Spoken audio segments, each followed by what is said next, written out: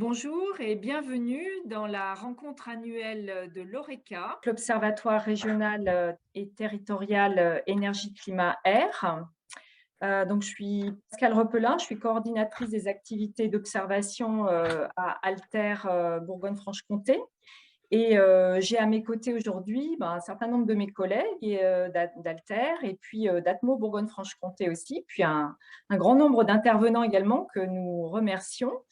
Et nos équipes sont heureuses de vous accueillir dans ce temps d'échange que nous vous proposons maintenant depuis quelques années, avec le concours donc des pilotes de l'Observatoire qui sont la région, l'ADEME et l'ADREAL.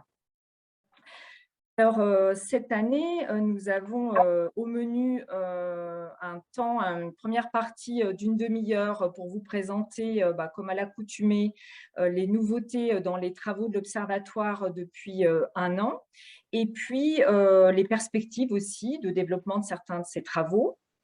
Ensuite, nous aurons un petit temps de questions-réponses, donc vous pourrez utiliser le chat avec le bouton discussion ou conversation. Vous pouvez l'utiliser au fil de la présentation pour déposer vos questions, et puis nous les prendrons à la fin. Vous pouvez aussi utiliser le chat dès maintenant si vous avez des problèmes techniques à nous signaler. Et puis ensuite, seconde séquence un peu plus copieuse de 2 heures avec 3 ateliers qu'on vous a proposés, donc 3 ateliers en parallèle, donc vous avez dû en choisir un. Heureusement qu'il y a les replays pour pouvoir bénéficier des 2 autres, parce que parfois le choix n'est pas facile, avec donc un premier atelier sur la précarité énergétique, appropriez-vous les données sur ce sujet, un deuxième atelier sur l'éclairage public, enjeux et retours d'expérience en Bourgogne-Franche-Comté, et puis un troisième atelier sur découvrir les nouvelles données à disposition. Voilà, donc pour commencer la séquence sur les nouveautés et perspectives de l'Observatoire, je vais passer donc la parole à Benjamin Pauque d'Atmo Bourgogne-Franche-Comté. Benjamin, c'est à toi. Très bien, merci Pascal. Alors oui, sur cette année 2021, une des évolutions assez majeures qu'on peut noter pour le compte de l'Observatoire ORECA, c'est l'évolution de la plateforme Opter, qui est la plateforme qui permet la diffusion des données territoriales de l'Observatoire. Alors il faut savoir que cette plateforme, elle vit déjà depuis de nombreuses années, puisque voilà, elle est devenue opérationnelle en 2009-2010 auprès des territoires. Elle a subi un certain nombre déjà de refontes, et la dernière refonte a donc eu lieu en début d'année 2021. C'est une refonte essentiellement graphique et ergonomique. Alors, sur la slide suivante, vous allez voir pourquoi on a engagé ce travail-là de refonte, quels étaient les enjeux autour de ce travail qui a été mené tout au long de l'année 2020 et finalisé donc en 2021. L'idée et la nécessité de faire ce travail-là, c'était avant tout de répondre à une évolution naturelle qui doit se faire sur ce type d'outil-là. On compte environ une refonte tous les 5 ans. Voilà, il y a beaucoup de choses qui évoluent au niveau des technologies sur Internet. Et voilà, il convient de pouvoir suivre pour pouvoir proposer le meilleur des services à chaque acteur du territoire. Derrière, ça répondait aussi à des demandes d'utilisateurs alors juste la slide avant, ça répond également à des demandes d'utilisateurs, puisque l'idée, c'est de faire évoluer la plateforme dans le sens de vos besoins. On a noté un certain nombre d'évolutions à mettre en œuvre et on les a donc mis en œuvre à ce moment-là. Ce projet-là, l'objectif était d'améliorer avant tout l'ergonomie, puisqu'on a eu parfois certains retours en nous disant que ce n'était pas forcément toujours simple de s'y retrouver. Il se trouve qu'on a rajouté beaucoup de fonctionnalités dans le temps et qu'il était nécessaire de restructurer l'ensemble et à la fois de créer aussi une image beaucoup plus, on va dire, en adéquation avec tout l'environnement de l'Observatoire ORECA, C'est pourquoi on a travaillé beaucoup sur cette partie design et en même temps donc, ergonomie. Alors voilà, l'idée, hein, c'était de repenser entièrement tout l'environnement de la plateforme. Ça passe notamment par l'ergonomie des différents menus que vous retrouvez sur la plateforme, et puis également de retravailler sur un graphisme qui est cohérent avec la charte graphique aussi de l'Oreca. Alors voilà, un environnement repensé, qu'est-ce que c'est? Sur la gauche, vous avez l'ancienne plateforme Opter, donc qui datait de 2015 jusqu'à début 2021, et puis la nouvelle plateforme où cette fois-ci, quand vous vous connectez sur Opter, vous arrivez directement sur le module de cartographie, et puis vous bénéficiez aussi d'un espace de travail qui est beaucoup plus grand, puisqu'on a multiplié par 2 cet espace de travail, voilà, pour pouvoir bien profiter de l'ensemble de l'écran. Au niveau de l'ergonomie, on voit sur la gauche donc l'ancien menu qui était proposé, sur lequel on avait greffé des nouvelles entrées au fur et à mesure des nouvelles fonctionnalités qu'on rajoutait. Et donc, on a tout remis à plat sur la droite avec un espace qui est dédié aux productions de l'Oreca qu'on vous met à disposition, et puis une partie qu'on a nommée Mon Opter, où là, vous avez tout ce qui est outils, fonctionnalités avancées pour pouvoir derrière personnaliser votre environnement. Et on a rajouté en même temps une barre de raccourci vers les modules qui sont les plus utilisés. Au niveau du graphisme, vous pouvez voir la différence entre l'ancien marqueur visuel qu'on avait attribué à la plateforme sur la gauche et puis le nouveau marqueur visuel qui est voilà, vraiment mis en cohérence avec notamment le logo de l'Observatoire Oreca. Et donc, Opter a une identité propre par rapport à son historique, mais vient vraiment s'insérer dans l'ensemble du dispositif Oreca. Concernant la prise en main de cette nouvelle plateforme, alors il y a 2 cas de figure. Soit vous étiez déjà utilisateur de la plateforme, soit vous êtes un nouvel utilisateur ou un futur utilisateur. Donc, dans le cas des anciens utilisateurs, on a veillé quand même à ne pas tout chambouler pour que vous puissiez avoir quand même certains repères et que vous puissiez bénéficier d'une transition qui est la plus naturelle possible vers la nouvelle plateforme. Et puis pour les nouveaux utilisateurs, on a travaillé sur donc une ergonomie qui permet une prise en main plus facile, plus simple. Donc ça devrait être plus facile pour vous de pouvoir vous l'approprier. Cependant, ça reste quand même une plateforme où on peut aller très loin au niveau des fonctionnalités. Donc on vous invite évidemment à participer à des sessions de formation. Pour organiser ces sessions-là, faites-nous savoir que vous avez des besoins voilà, d'aller plus loin sur la plateforme, et puis on pourra organiser des sessions de formation sur l'outil. Voilà en ce qui concerne les évolutions concernant la plateforme Opter.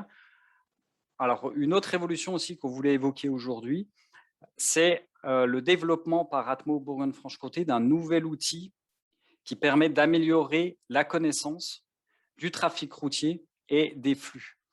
Il se trouve que sur cette thématique-là, il y a quand même une certaine carence en termes de données et de connaissances. C'est quelque chose qui a été cité à plusieurs reprises, notamment à l'occasion des différents ateliers, des rencontres des partenaires précédents.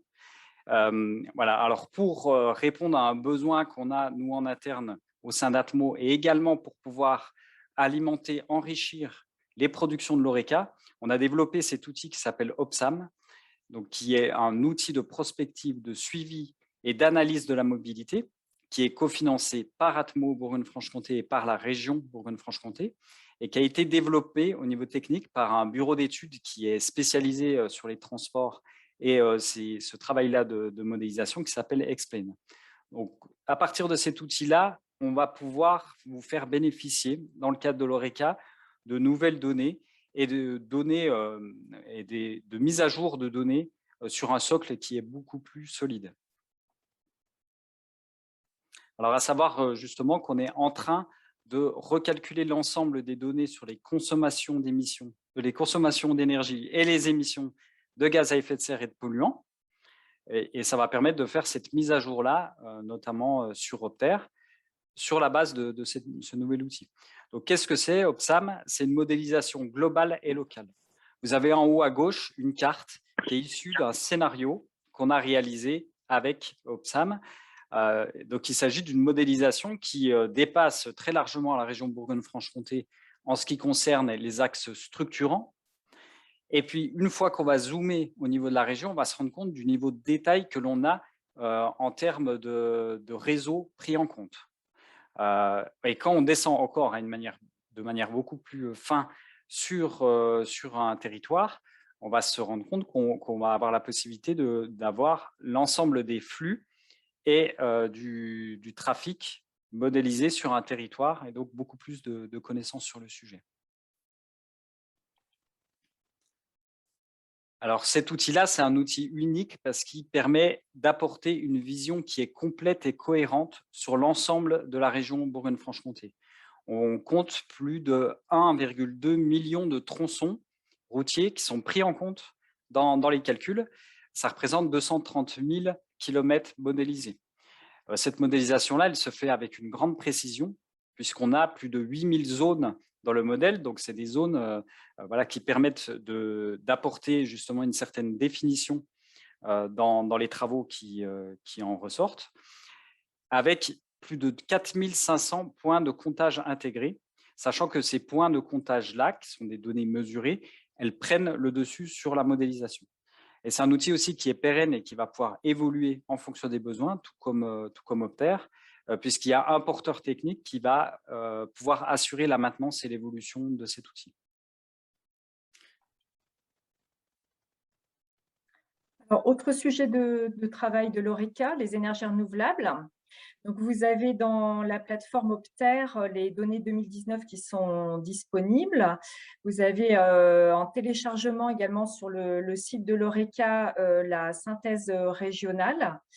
Et puis, donc, vous aurez les données 2020 à disposition tout début 2022. Il y a eu également une rencontre le 29 mars dernier pour vous présenter la situation chiffrée des différentes filières d'énergie renouvelable en Bourgogne-Franche-Comté, avec un zoom cette année sur la méthanisation, avec 3 intervenants, Céline Laboubé de Solagro, Isabelle Forgue de la Chambre interdépartementale d'agriculture 2590, et puis Jean-Charles Collin de GRDF. Donc les replays et ressources issues de cette rencontre sont à disposition sur le site de l'ORECA. Et nous commençons déjà à préparer la rencontre du printemps 2022 qui fera également la présentation des données 2020 sur les énergies renouvelables en Bourgogne-Franche-Comté, et puis un zoom également sur un sujet de préoccupation partagée. Il y aura également une nouvelle production de synthèse régionale. Autre sujet, la précarité énergétique des ménages. Alors, la suite aux rencontres qu'il y avait eu d'un groupe de travail, notamment sur l'année 2020, on a développé une vingtaine d'indicateurs et une fiche territoriale dédiée à ce sujet, donc qui est disponible sur la plateforme Opter et qui comprend notamment les données 2018 de l'Observatoire national de la précarité énergétique. Donc, pour les personnes qui s'intéressent à ce sujet, c'est des données qu'on attendait depuis un petit moment, donc qui ont été mises à disposition fin mai de cette année, et donc qu'on a intégré pour la Bourgogne-Franche-Comté. Donc, il y a un atelier aujourd'hui pour mieux manipuler, mieux comprendre, mieux s'approprier ces nouveaux indicateurs. Et puis, pour ceux qui veulent approfondir également le sujet, on a eu l'occasion de faire à 3 voix, donc Atmo Bourgogne-Franche-Comté, Dréal et Alter, une présentation dans la matinale du réseau de l'observation sanitaire et sociale le 12 octobre dernier. Sur un point sur la situation de la précarité énergétique des ménages en Bourgogne-Franche-Comté, et puis sur une première présentation un peu de cette fiche disponible sur la plateforme Opter. Donc, si ça vous intéresse, il y a un replay de disponible sur le portail du ROS. À venir, donc également, donc pour la toute fin d'année, le mois de décembre, une actualisation de la synthèse régionale sur ce sujet qui avait été produite il y a déjà 3 ans, je ne me souviens plus, 2 ans, je crois. Voilà, donc qui va être remise à jour avec tous ces nouveaux indicateurs et à l'échelle régionale, plus certains qui peuvent être aussi ajoutés par rapport à ceux qui sont dans la fiche territoriale et qui sont à une échelle peut-être départementale pour certains. Voilà, éclairage public. Alors sur le sujet, il y a eu une étude de produit par l'Horeca, qui a été, mise en téléchargement, en tout début d'année 2021 sur notre site. Il y a une présentation qui a été faite au réseau des conseillers en énergie partagée, qui sont largement, contributeurs sur cette étude et sur la collecte de données. La nouvelle collecte de données vient d'être lancée, alors à la fois sur les consommations d'énergie dans l'éclairage public et puis les pratiques également dans l'éclairage public. On essaye d'avoir un peu plus d'informations là-dessus, les pratiques d'extinction nocturne notamment. Et puis une collecte de données aussi sur les consommations dans le patrimoine bâti communal et intercommunal. Donc, merci d'avance pour tous ceux qui sont concernés, qui voudront bien nous faire remonter la donnée. Il y a également un atelier aujourd'hui sur le sujet de l'éclairage public avec des retours d'expérience et à venir, donc d'ici la fin de l'année, 2 fiches qui permettront d'approfondir les interventions d'aujourd'hui, notamment de la commune de Nanché et de la ville de Lure.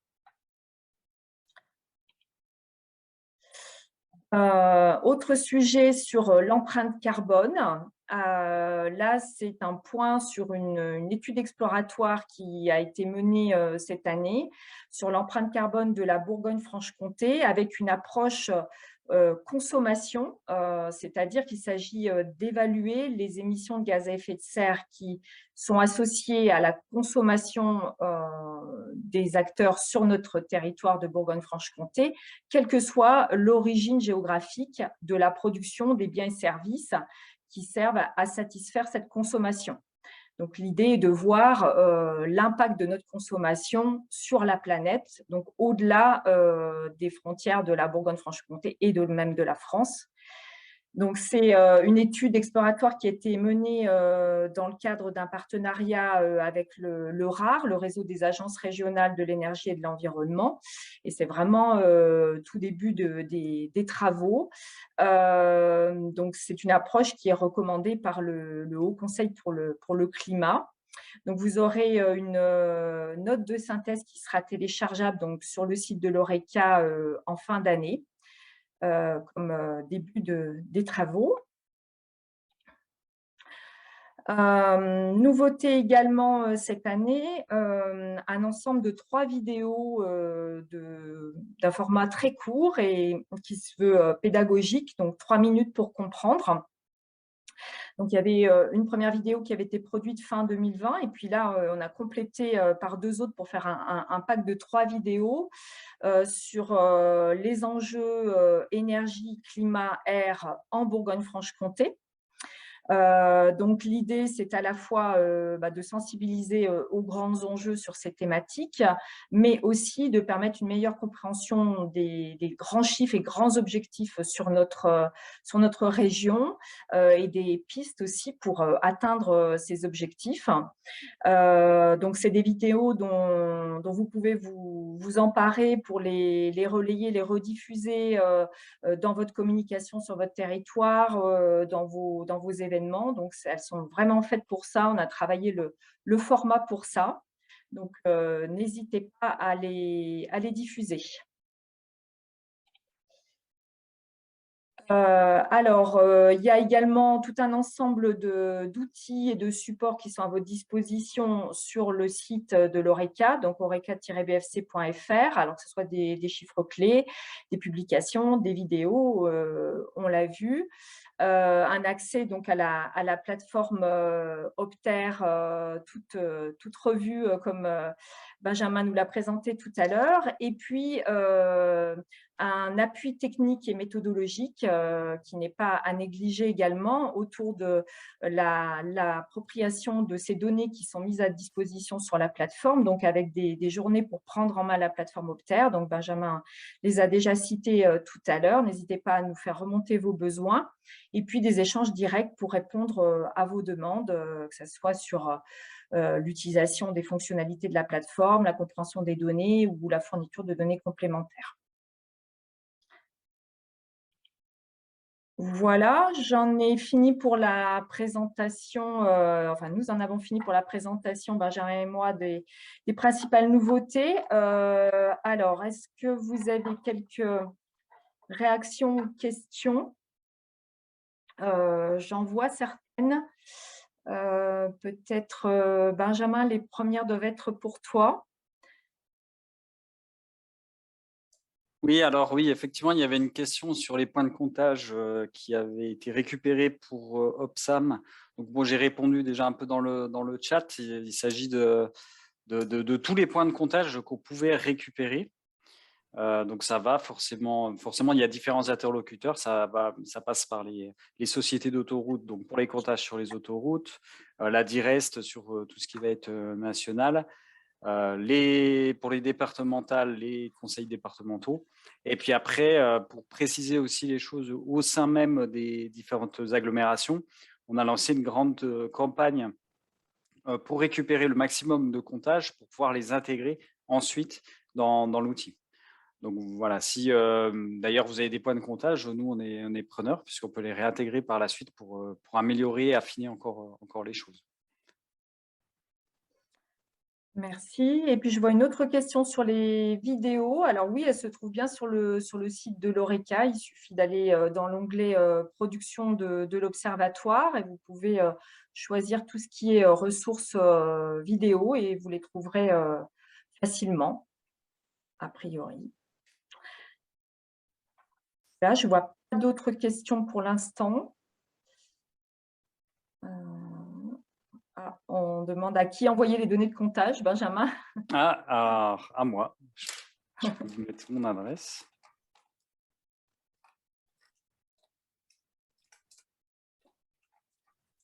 Très bien. S'il n'y a pas d'autres réactions ou questions, je vous propose de passer aux ateliers qui vont nous occuper 2 heures. Donc, je vous rappelle les ateliers dans lesquels vous avez dû vous inscrire. L'atelier 1, donc précarité énergétique, appropriez-vous les données de votre territoire. Donc Benjamin et moi, on va vous retrouver dans cet atelier aux côtés de Patrice Perron et Gilles Zémis de l'Adréal. L'atelier 2, éclairage public, enjeux et retour d'expérience en Bourgogne-Franche-Comté. Donc, vous aurez comme animatrice Valérie Triguier d'Alter, avec également donc Jean-Yves Richard de l'ADEME et Jean-Luc Krieger de la région. Et l'atelier 3, découvrir les nouvelles données à disposition, donc se présente en 2 séquences. La première séquence, quoi de neuf dans l'offre de données, état des travaux et perspectives, avec comme animateur Stéphane François d'Atmo Bourgogne-Franche-Comté. Et la deuxième séquence avec une présentation des données du nouvel observatoire régional de la rénovation énergétique et des coûts, avec comme animatrice Ingrid Chiesa de la CERC BFC.